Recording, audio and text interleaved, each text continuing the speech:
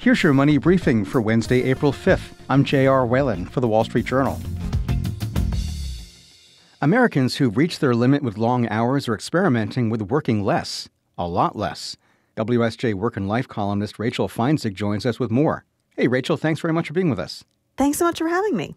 So, Rachel, we've heard from a lot of people over the past several years that the pandemic caused them to reconsider their work commitments. But how much of a trend has this become?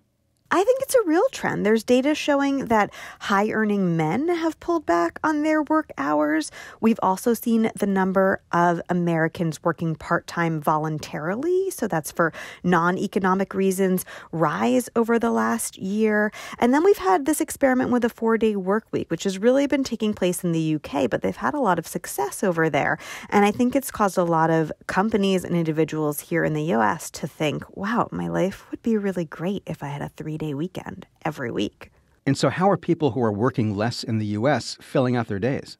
I think some people are using it as an opportunity to spend more time with their kids. Sometimes that can devolve into childcare, which I think a lot of researchers say is not exactly what we want to see here. Like, the idea is that you're kind of spending less time on work, whether that's caregiving responsibilities or actual paid labor outside of the house. So you want to be spending time on things like hobbies or volunteer efforts. There's also this idea that you could maybe spend that time doing errands, all the logistical stuff of being an adult, that needs to be done that we often spend our weekends doing. And that can free up more time on weekends for us to just be happy and do things we actually enjoy. Rachel, you mentioned the 4-day workweek experiment in the UK. That got a lot of publicity. What are we hearing from workers who participated in that?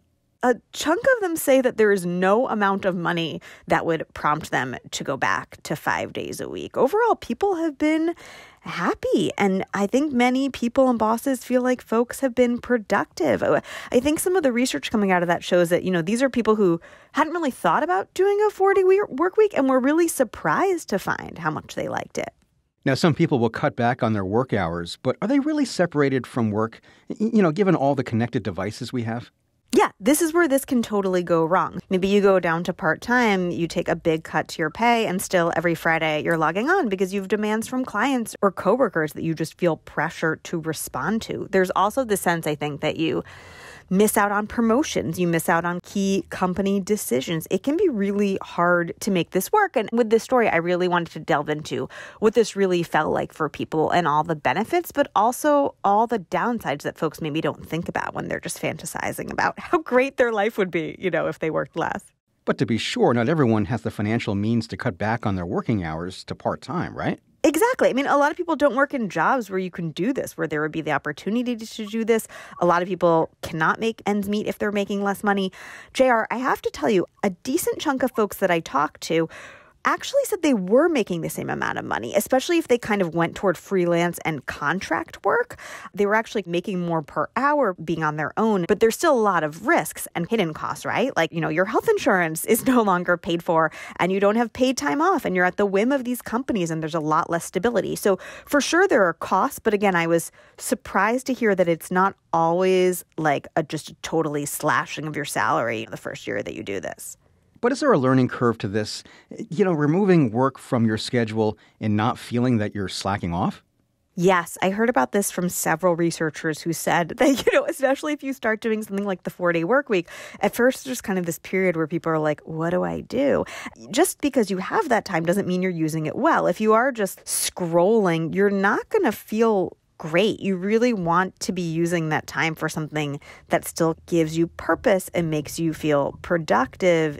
I think that after a while, people get the hang of it and realize what a boon it is to their lives, but it can take a little while to adjust. I mean, JR, work serves a purpose in our lives. It gives us structure. It gives us purpose and self-esteem. There was a finding from a professor I talked to who found that we don't need that much of it to get that benefit, but we do need that. And people who have too much time also, suffer from a lack of happiness because we just feel adrift. So it's all about finding that balance of having enough time and using it well. All right, that's Wall Street Journal Work and Life columnist Rachel Feintzeig. Rachel, thanks so much for being with us. Thank you for having me.